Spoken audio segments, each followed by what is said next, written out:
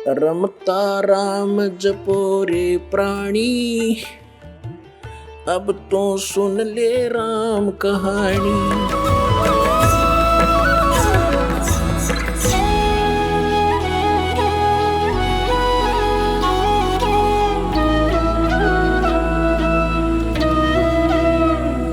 अब जो सत्संग आज सुनाना चाह रहा था दास, उसकी भूमिका बनी है 2 घंटे में। अब 2 प्रकार से मानव शरीर प्राप्त होता है।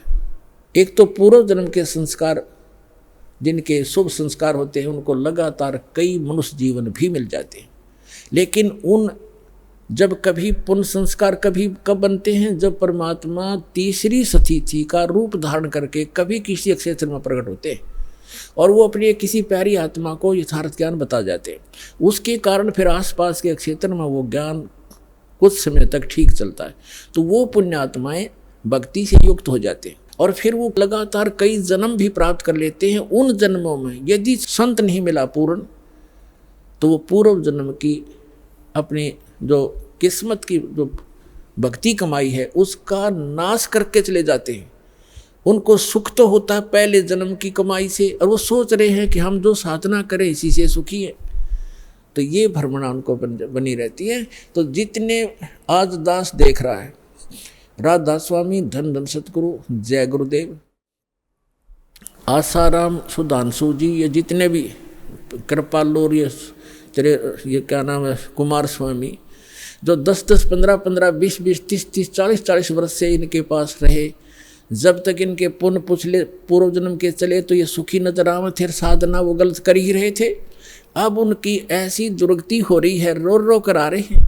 ये सतपाल जी के पुजारी और ये बालयोगेश्वर के पुजारी, अंसा देश वाले, अब ये रोते हैं आकर के। एक अध्यापक कहता, मैं पेशे से अध्यापक हूँ और मेरा इकलौता पुत्र था, मैं सतपाल का चेला था, 40 वर्ष से वहाँ लगा हुआ था। इकलौता पुत्र की मृत्यु होगी और उस दिन से टक्कर मार के रो रहा हूँ। आपका ज्ञान सुना, नास्तिक हो गया था, विश्वास उठ गया था भगवान से। आपका ज्ञान सुना, सत्संग सुना, फिर एक किरण फिर से जागी है कि है भगवान कहीं पर। हम साधना गलत करके दुखी हो गए। जब तक हमारे पुण्य चले हम सुख महसूस करते रहे, और जब हमारे ऊपर पापों का दौर शुरू हुआ उस साधना ने कोई प्रोटेक्शन नहीं किया। तो पुण्यात्मा सभी ऐसे भ्रमित हैं। तो जो मानव शरीर प्राप्त प्राणी है वो 2 प्रकार से हैं। एक तो ऐसे आपको बता दिया, तो वो भटकते रहते हैं भगवान के लिए, कहीं ना कहीं वो बैठ ही नहीं सकते। तो अब आपका जो जन्म है मनुष्य जीवन का ऐसे समय में हो गया, यदि अब जन्म ना होता तो पहले की तरह आप भी भटक कर चले जाते। आज से 10 वर्ष पहले कोई मर गया तो वो गया अपना जीवन नष्ट करके। तो आपका जो मनुष्य जीवन हुआ है, धन्य आपके माता पिता जिनसे जन्म हुआ है। आप तो भक्ति पर लगे लगाए हो, आपको तो बहुत थोड़े से समय में समझाया जा सकता है।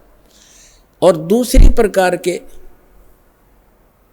जो 84 लाख योनियां भोग करके मानव शरीर प्राप्त किए हुए हैं, तो वो क्या करते हैं,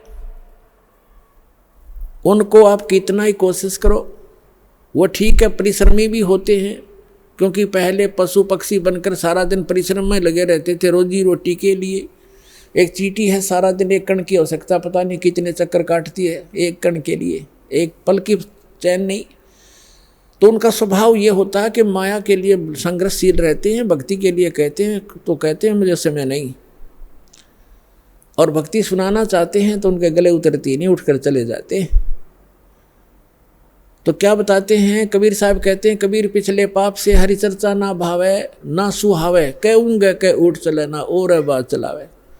जो पूर्व जन्म के संस्कारी प्राणी नहीं होते हैं या जिनके पाप कर्म अधिक बढ़े हुए होते हैं, उनके सामने सत्संग की चर्चा की जाती है भगवान की, तो उसके 3 लक्षण हैं। जो भक्तिहीन कर्महीन प्राणी होता है, कबीर साहब कहते हैं कबीर पिछले पाप से हरि चर्चा ना सुहावे, और कहूँगे चर्चा चलते लटके लेगा, और ना कोई और चर्चा शुरू कर देगा। अच्छा सुन, एक बात सुन मेरी, वो फलाना काम वैसे था, वो जैसे आप कोशिश करते हो कोई रिश्तेदार भाई बहन मित्र को चर्चा सुनाते हो, 2 सेकंड सुनता है, फिर वो ध्यान ऐसे ऐसे रहता, ऐसा है ना वो एक काम जो आप वो ऐसे हो गया उसको ऐसे हो गया, आपको भी डिस्टर्ब कर देगा, आप बताना चाहते हो।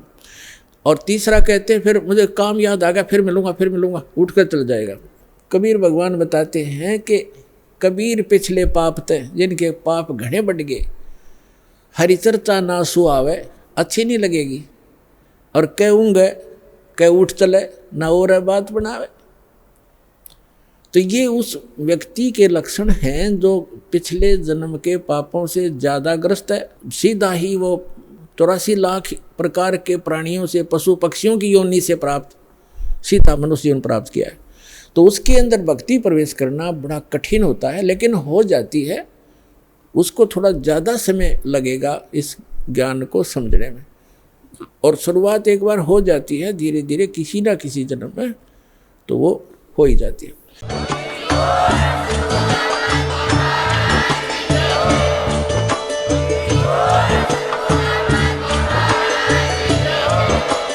आप सुन रहे थे जगत गुरु तत्वदर्शी संत रामपाल जी महाराज जी के मंगल प्रवचन। अधिक जानकारी के लिए विजिट कीजिए हमारी वेबसाइट www.jagatgururampalji.org। संत रामपाल जी महाराज जी के शुभ आशीर्वाद से पूरे विश्व भर में 500 से भी ज्यादा नाम दीक्षा केंद्र हैं, जिन पर संत रामपाल जी महाराज जी द्वारा ऑनलाइन निशुल्क नाम दीक्षा दी जा रही है। अपने नजदीकी नाम दीक्षा केंद्र का पता करने के लिए संपर्क करें 8222880541।